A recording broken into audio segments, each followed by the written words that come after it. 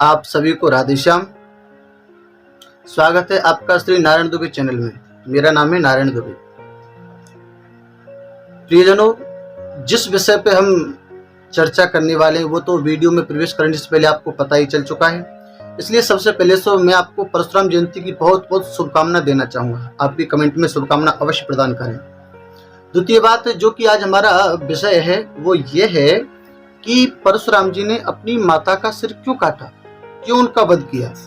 कई बार व्यक्ति इस आधी अधूरी बात को सुन के थोड़े से चक्कर में पड़ जाते हैं। तो उसी जानकारी को वैसे तो काफी लोग जानते हैं, लेकिन जो लोग नहीं जानते ये वीडियो उन्हीं के लिए है कि आखिर परशुराम जी ने अपनी माता का सिर क्यों काटा।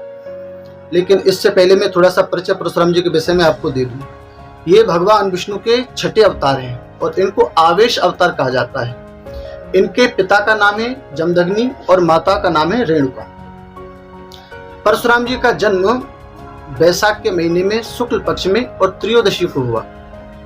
तो सज्जनों की अपनी माता का सिर क्यों काटा, इस विषय को हम प्रारंभ करने से पूर्व आपको बता दें, आप हमारे चैनल को सब्सक्राइब और लाइक अवश्य करें, क्योंकि ऐसी रोचक कथाएं अब हम लाते रहेंगे आपके लिए ताकि आप तक पहुंच सके।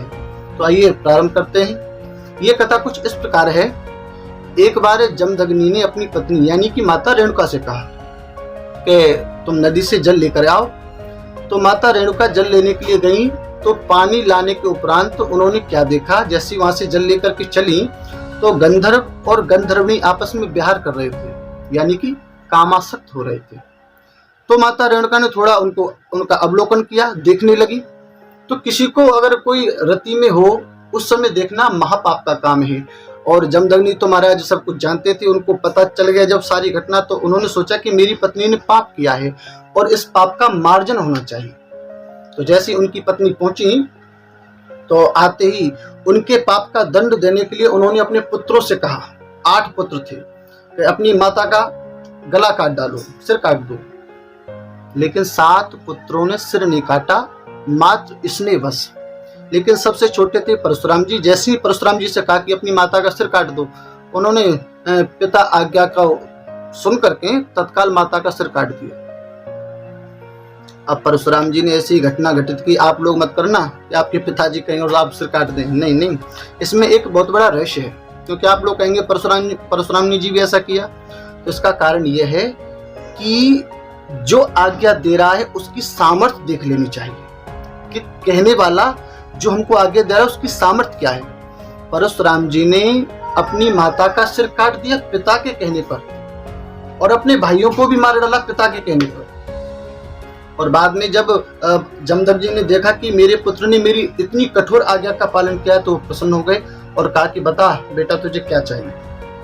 तो अपने पिता की सामर्थ्य को मानते हुए उन्होंने यही कहा कि पिताजी मेरी माता जीवित हो जाएं, मेरे भाई जीवित हो जाएं, और इनको ये पता भी ना चले कि मैंने इनको मारा था। पिताजी ने कहा ठीक है। उनके ऐसा मांगने पर माता जीवित हो गई, भाई भी जीवित हो गए, और उनको पता भी नहीं चला कि हमारे पुत्र ने हमको मारा।